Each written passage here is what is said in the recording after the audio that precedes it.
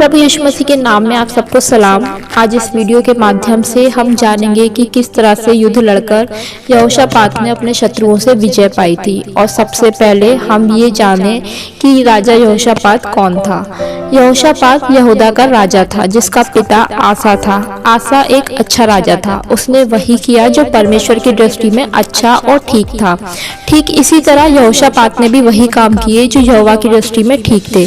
और यहोवा यहोशापात के संग रहा क्योंकि उसने अपने मूल पुरुष दाऊद की प्राचीन चाल का अनुसरण किया और बाल देवताओं की खोज में ना लगा रहा, वरन वह अपने पिता के परमेश्वर की खोज में लगा रहता था और उसी की आज्ञाओं पर चलता था और इजराइल के से काम नहीं करता था।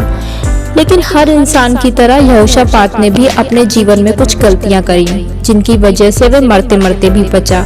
जैसे कि उसने अपने बेटे की शादी इजराइल के दुष्ट राजा अहाब, जो कि यहोवा से बैर रखता था, उसकी बेटी से करवाई। बाद में जब अहाब गिलाद के रामोत से युद्ध करने को जा रहा था तब यहोशापात ने उसकी मदद करी और उसका साथ दिया, जबकि भविष्यवक्ता मिकाया ने उसे बताया भी था कि ऐसा करना ठीक ना होगा क्योंकि मुझे सारा इजराइल बिना चरवाहे की भेड़ बकरियों के समान पहाड़ों पर तितर बितर दिखाई पड़ा।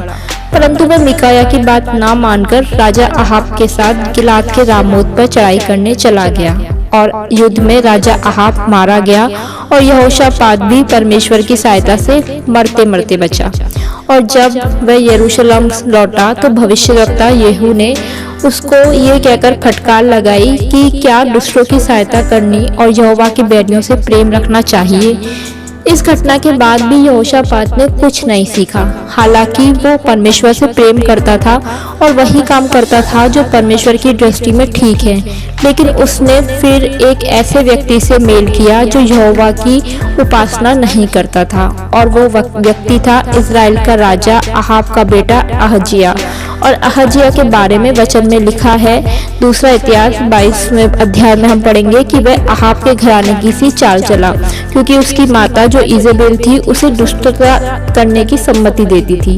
और राजा यहोशापात ने राजा अहज्याह, जो कि बड़ी दुष्टता करता था, उसके साथ मेल किया कि तर्शीश जाने को जहाज बनाए, लेकिन वो जहाज टूट गए क्योंकि मरेशावासी एलियाजर ने यहोशापात के विरुद्ध ये कहा कि तूने जो अहज्याह से मेल किया, इस कारण यहोवा तेरी बनाई हुई वस्तुओं को तोड़ डालेगा। इसका वर्णन हमें मिलेगा दूसरा इतिहास 20वां अध्याय 35 से 37वें वचन तक। इस तरह से हम यहोशापात के जीवन से ये सीख सकते हैं कि उसने उन लोगों से दोस्ती करी जो परमेश्वर से प्यार नहीं करते थे। इसी वजह से उसे बड़ी बड़ी मुसीबतें झेलनी पड़ी। ठीक ऐसे ही हमें भी उन लोगों के साथ संगति नहीं करनी चाहिए जो यहोवा की सेवा नहीं करते या वो काम नहीं करते जो कि यहोवा की नजर में अच्छे हैं, वो बुरे काम करते हैं। हमें ऐसे लोगों के साथ नहीं रहना चाहिए। वचन में लिखा है, नीति वचन 13 अध्याय उसका 20वां वचन, बुद्धिमानों की संगति कर तब तू भी बुद्धिमान हो जाएगा, परंतु मूर्खों का साथी नाश हो जाएगा। लेकिन आगे हम देखते हैं कि ऐसे ही एक बार यहोशापात ने सुना कि मोआबियों और अमोनियों और उनके साथ कई मुनियों ने युद्ध करने के लिए चढ़ाई की है। और वह ये सुनकर यहोशापात डर गया और यहोवा की खोज में लग गया और पूरे यहूदा में उसने उपवास का प्रचार करवाया। अतः यहूदी यहोवा से सहायता मांगने के लिए इकट्ठा हुए। ये राजा यहोशापात की वो विशेषता है जो उसे बाकी के राजाओं से अलग करती है। जब राजा यहोशापात एक बड़ी भीड़ द्वारा चढ़ाई करने के बारे में सुनकर डर गया, तब अन्य राजाओं की तरह उसने अपनी समझ और शक्ति का सहारा नहीं लिया जैसे कि दाऊद ने लिया था। अपने राज्य के समय में जब वह पलिश्तियों से युद्ध कर रहा था तब राजा दाऊद ने जनगणना करके ये जानना चाहा कि उसके पास कितनी बड़ी प्रजा है। ठीक ऐसे ही राजा आसा ने भी अपनी समझ का सहारा लिया। जब इजराइल के राजा बाशा ने यहूदा पर चढ़ाई करी तो आसा ने यहोवा पर भरोसा नहीं किया, बल्कि उसने अराम के राजा बेन-हदद के पास रिश्वत के तौर में सोना चांदी भेजा ताकि राजा बेन-हदद उसकी मदद करे। अराम की सेना ने अराम के राजा बेन-हदद ने इजराइल के नगरों पर हमला कर दिया, जिससे राजा बाशा रामाह को बनाने का काम रोककर वापस इजराइल चला गया। परंतु राजा आसा के इस काम से यहोवा खुश नहीं था। यहोवा ने भविष्यद्वक्ता हनानी के जरिए आसा को कहा कि तूने जो अपने परमेश्वर पर भरोसा नहीं रखा वरन अराम के राजा ही पर भरोसा रखा है, तूने ये काम मूर्खता से किया है, इसलिए अब से तू लड़ाइयों में फंसा रहेगा। लेकिन राजा यहोशापात ने ना तो अपनी समझ का सहारा लिया ना अपने धन का, उसने तो केवल यहोवा ही पर भरोसा रखा और जब वो डर गया तब उसने यहोवा की खोज करी। यहाँ यहोशापात का डरना लाजमी था क्योंकि यहोशापात इजराइल के एक छोटे से गोत्र यहूदा का राजा था, इसी वजह से उसकी सेना भी छोटी थी। लेकिन डरना कोई पाप या अनाज्ञाकारिता नहीं है, परंतु उस डर में हम क्या फैसला लेते हैं, क्या काम करते हैं, ये बहुत अहमियत रखता है। उस डर के समय में यहोशापात ने सही काम किया। वह डर गया और वह यहोवा की खोज में लग गया और पूरे यहूदा में उपवास का प्रचार करवाया। और वचन बताता है कि वह लोगों के बीच में खड़ा हुआ और उसने छुटकारे के लिए प्रार्थना करी क्योंकि उसके विरुद्ध लड़ने वाली सेना विशाल और शक्तिशाली थी। राजा यहोशापात का ये काम हमारे आत्मिक जीवन के लिए हमें ये सिखाता है कि शैतान के विरुद्ध हमारे युद्ध में हमारा शत्रु शक्तिशाली है और अगर हमें ऐसा लगता है कि हम बिना परमेश्वर की सहायता के उसे हरा सकते हैं तो ये हमारी गलतफहमी है।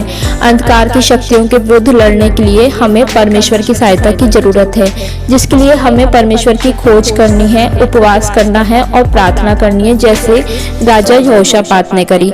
उपवास का अर्थ होता है परमेश्वर की उपस्थिति में वास करना, जबकि परमेश्वर की खोज करना और प्रार्थना करना दो अलग अलग बातें हैं। जैसे कि जब हम परमेश्वर की खोज करते हैं तब हम वचन पढ़ते हैं, उस पर मनन करते हैं, उसके अनुसार अपने जीवन को बदलते हैं। हमारे लिए पहला स्थान परमेश्वर का हो जाता है, बाकी की सारी जरूरतें पीछे हो जाती हैं और हम प्रार्थना करते हैं। परंतु जब हम प्रार्थना करते हैं तब जरूरी नहीं कि हम परमेश्वर की खोज भी कर रहे हों, क्योंकि कभी कभी प्रार्थना करना हमारी सिर्फ दिनचर्या का एक हिस्सा होता है, तो कभी कभी ये हमारी जरूरतों के हिसाब से भी होती है। इस तरह से परमेश्वर की खोज करना और प्रार्थना करना दो अलग अलग काम है, परंतु इनका एक साथ होना बहुत जरूरी है। आगे के वचनों में हम पढ़ेंगे दूसरा इतिहास 20वां अध्याय 12 वचन। वहां पे हम पढ़ेंगे कि यहोशापात प्रार्थना करते हुए कहता है कि ये जो बड़ी भीड़ हम पर चढ़ाई कर रही है उसके सामने हमारा तो बस नहीं चलता और हमें कुछ सूझता नहीं कि क्या करना चाहिए, परंतु हमारी आंखें तेरी ओर लगी हैं। वास्तव में ये एक ऐसी प्रार्थना है जो परमेश्वर हमसे सुनना चाहते हैं, जैसी यहोशापात ने करी। उन्होंने ये कबूल कर लिया कि वह तो कुछ नहीं जानते कि क्या करना चाहिए, परंतु उनकी एकमात्र आशा परमेश्वर से ही लगी है। और इस प्रार्थना के उत्तर में परमेश्वर का आत्मा यहेजीएल नामक एक व्यक्ति पर आया। तब वह कहने लगा कि यहोवा तुमसे यूं कहता है, तुम इस बड़ी भीड़ से मत डरो और तुम्हारा मन कच्चा ना हो, क्योंकि ये युद्ध तुम्हारा नहीं परमेश्वर का है। इस लड़ाई में तुम्हें लड़ना ना होगा। हे यहूदा और हे यरूशलेम, ठहरे रहना और खड़े रहकर यहोवा की ओर से अपना बचाव देखना। आज ये वचन हमारे लिए भी है। यदि आज हम किसी परेशानी में हैं, मुसीबत में हैं, कोई लड़ाई लड़ रहे हैं, तो हमें याद रखना है कि यहोवा हमारी ओर से लड़ता है, क्योंकि ये युद्ध हमारा नहीं परमेश्वर का है। लेकिन इसका मतलब ये बिल्कुल भी नहीं है कि हमें उन परिस्थितियों का सामना नहीं करना है या कहीं छिप जाना है। सामना तो हमें करना पड़ेगा, बस हमको लड़ना नहीं पड़ेगा। याद रखिए, दाऊद को गोलियत का सामना करना पड़ा परंतु लड़ना नहीं पड़ा। परमेश्वर ने वहां वो लड़ाई लड़ी थी, ऐसे ही वो हमारी लड़ाई भी लड़ेगा। हमें तो बस खड़े रहकर यहोवा की ओर से अपना बचाव देखना है। आगे हम देखेंगे कि इसी वचन में दूसरा इतिहास 20वां अध्याय 19वें वचन में लिखा है कि इस भविष्यवाणी के बाद लेवीय खड़े होकर इजराइल के परमेश्वर यहोवा की स्तुति अत्यंत ऊंचे स्वर से करने लगे।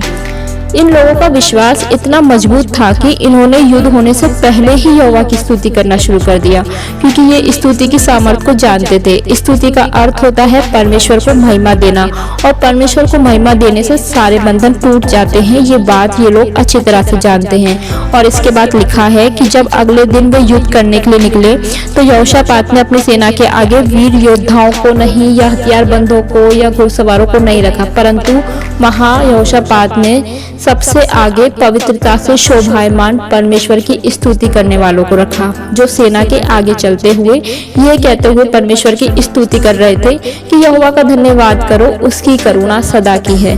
और जब वे इस तरह से गाकर यहोवा की स्तुति करने लगे, उसी समय यहोवा ने अमोनियों, मोआबियों और सैयर देश के पहाड़ी लोगों पर जो यहोवा के विरुद्ध आ रहे थे घातकों को बैठा दिया और वे मारे गए। इन शत्रुओं के मारे जाने के बाद यहोशापात और उसके लोगों को अपने शत्रुओं की लूट का सामान, संपत्ति, गहने ये सब इकट्ठा करने में 3 दिन का समय लगा। और चौथे दिन वे बाराक नामक तराई में इकट्ठे हुए यहोवा को धन्यवाद देने के लिए, और वहां उन्होंने यहोवा को धन्यवाद देकर उसकी आराधना और स्तुति करते हुए आनंद से वे यरूशलेम में यहोवा के भवन को गए। इस पूरे घटनाक्रम में हम देखेंगे कि यहाँ यहोशापात और उसके लोगों द्वारा प्रार्थना करने का जिक्र केवल एक ही बार हुआ है, परंतु आराधना करने का जिक्र 3 बार हुआ है। जबकि शुरू में 2 बार तो वह उस वक्त भी आराधना कर रहे थे जब परिस्थितियां बहुत कठिन और विपरीत थी। मौत उनके सामने खड़ी थी, उनके शत्रु उनके सामने थे। साथ ही परमेश्वर ने भी उन्हें कभी स्तुति करने का आदेश नहीं दिया था। यहोवा ने तो उन्हें वहां जाने और बस खड़े रहकर यहोवा द्वारा किए गए काम को देखने के लिए बोला था।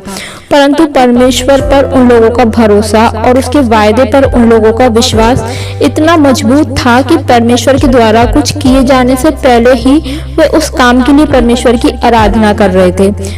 उस युद्ध भूमि में ये उनकी स्तुति ही थी जिसके शुरू होते ही परमेश्वर का काम भी शुरू हो गया, क्योंकि स्तुति शैतान के विरुद्ध हम विश्वासियों का वह हथियार है जो परमेश्वर के हाथों को चलाता है।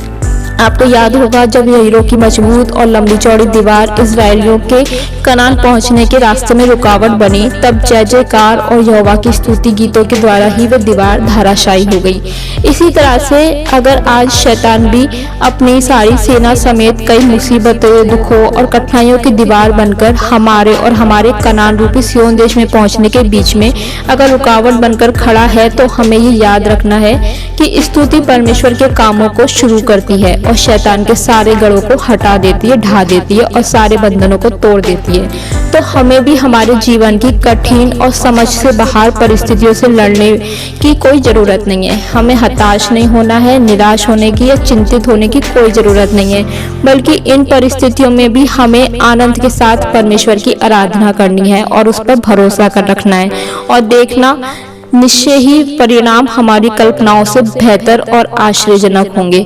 जैसे कि यहोशापात को ना ही केवल परमेश्वर ने विजय दिलाई, बल्कि साथ ही साथ उन्हें बेशुमार धन संपत्ति भी दिलवाई। आज के इस वचन के द्वारा हम सबको आशीष मिले। परमेश्वर के नाम की महिमा हो। जय मसीह की।